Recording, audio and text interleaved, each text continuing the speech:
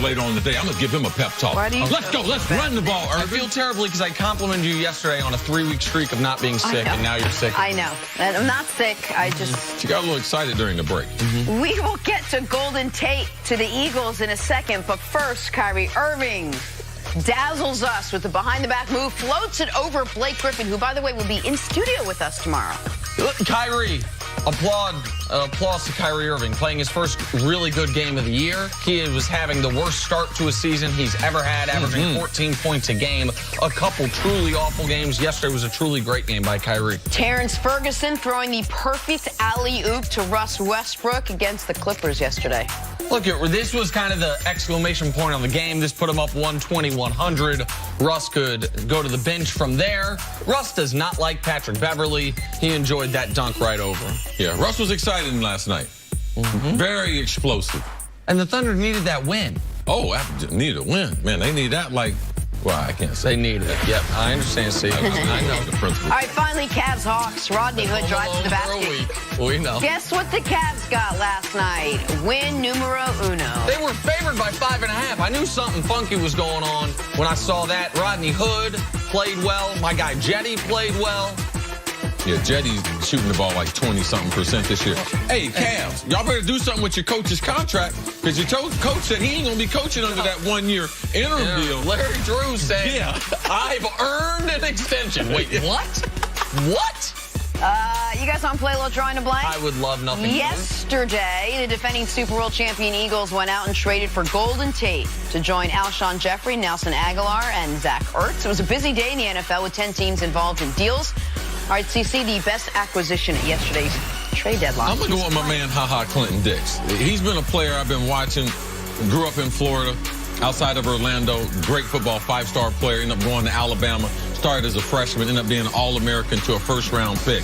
I believe the Washington Redskins, opposite of DJ Swearinger, they have a safety who will be playing for them for a long time. I look for Washington to also extend him because he's in the last year of his contract. I totally agree. It's Clinton Dix. Pro Football Focus says the only safety playing right now, playing better than him, is the other safety in Washington, DJ Swearinger. So this is a team that's a surprising 5-2, has the easiest remaining schedule of any team in the NFL down the stretch, and they just got better.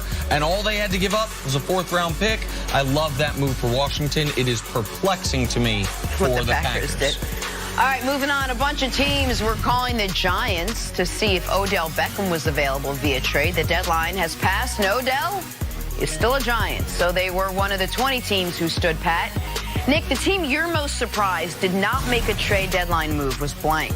The Kansas City Chiefs. They're a team that was trying to trade for Earl Thomas. We know they have issues defensively, particularly against the run. And we also know that they absolutely could win a Super Bowl this year, and they have the cap flexibility to add a guy like Clinton Dix. Now, they didn't need a wide receiver, and we saw a lot of wide receivers move, whether it was Snacks Harrison earlier in the week, Eli Apple earlier in the week, or Clinton Dix yesterday. I would have thought the Chiefs would have been involved at the deadline. The last several years, New England. New England's a team I thought would make a move, either to bring some type of depth to running back or maybe get potentially a rusher off the edge to be able to help that defense. They participated in this long before teams are active now. They caught up to what New England has done the last several years. So the Pats, I thought they would make some type of move yesterday to get a little bit better.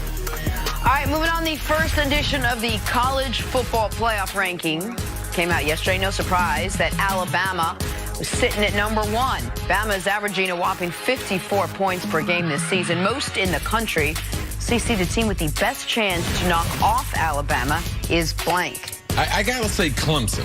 Because Clemson has faced Alabama. They faced the speed, the power. They've been in those big games. So these young kids, they wouldn't be overwhelmed like most of the other teams in college football. Georgia would be another team because they stood up to Alabama last year. But right now, Clemson, I think because their offense with their defense, I don't believe that some of the other teams have that on one side or the other. Chris and I both agree that it is overwhelmingly likely that nobody beats Alabama. I think this is the best Alabama team in the history since Bear Bryant coached Alabama, yes. And so, again, neither one of us are picking Alabama to lose to a team. But if they were, I'm going to say LSU because LSU has the benefit of the games at Baton Rouge. The game's in Tiger Stadium. Like, they get them at home this weekend. I don't think Alabama's going to lose, but if they are going to lose, a team with the defense LSU has that gets to play them at home, I think has the best shot in Alabama's favor. Even if they do lose to LSU this weekend, they still probably go into the college football playoff. LSU did have a bye this week, but so did Alabama. So Nick Saban's got 2 weeks to dissect everything about LSU and the Tigers. So don't know how much Go Tigers will be. I'm going to invite Brum over to the house. Let's do it. Go Tigers this weekend. Big college football. Everyone's invited except Nick. The NBA season is now 2 weeks and old. Dusty. The Rockets. And Deontay. 1-5 last year. It's That just means Jenna and Brum. Just going to be Jenna Jamila and Brum. too. Same record as the Wizards, while the Lakers and Thunder are also falling short of expectations. Nick Wright, the most disappointing NBA team so far this season has been blank. The Rockets. This is the easiest question we will ever be asked. Like, I don't even think there's a contender for second place. Fire Durmore. No, hey, calm down. However, Daryl would tell you, they lost 7 times at home all of last year. They've already lost 4 times at home. They had 1 blowout loss at home all of last year. They've had 4 already this year. They started 25-4 last year. They're 1-5 now. Even if they won 24 straight, it wouldn't be as good of a start. So no, the Rockets are the answer here. Jenna, I tried. It took 2 weeks. Melo's bad, Jenna. Melo's bad. You were there, and I give you credit for that. You tried? I tried, man. Melo's bad. I'm trying to believe in the Rockets. I felt like they can push Golden State, but man, Golden State's in a different league. Hold on a second. What? He gets credit for 2 weeks of trying with Melo. Yeah. Yet when I work out for 2 weeks and then quit, you give me no credit. You give me crap. The problem was you quit before you even told us. I had no idea. You're like, by the way, hey, Chris, 6.5 years ago, I worked out for 2 weeks, so we're good. Don't tell Jenna. I'm going to get this. We're going to stage this race. I'm going to be in great shape. She's not even going to know. It's going to be a secret between me and you, bro. Hey, put it right there. Thanks for welcoming me into that little pact. I tell you everything. Now he's come to find out that Surgeon General, someone said, if you're not working out, it's like a disease. They said it's worse than smoking. This dude is not working out. They said it's worse than smoking. So he's radioactive. I started smoking again. Unbelievable. All right, last night a lot of the top players in the Eastern Conference were in action. Kawhi and Kyrie both put up 30-point performances, while Blake Griffin and Joel Embiid had solid games on their own. So you see, the best player in the East right now is blank. Kawhi Leonard.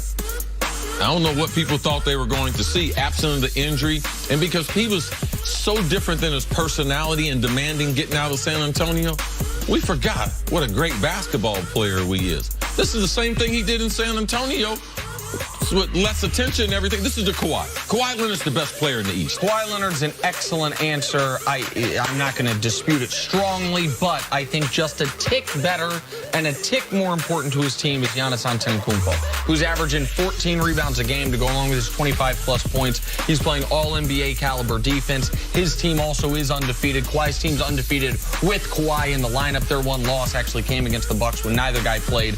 But these are 2 of the best 8 players in the world. It's like 4-5, 3-2, something like that. So I'm going to say Giannis, but it's very close.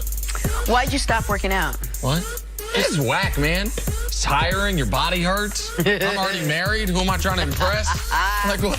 Me. What are we talking about? Trying to impress you. There's a new addition. I talked to Danielle. Danielle said, listen, you ain't got no-cut contract. Okay, now. Back after you ain't no franchise quarterback. You need to hit the gym now. Danielle said, don't slip on it. You check her out on the ground. Mama's shining.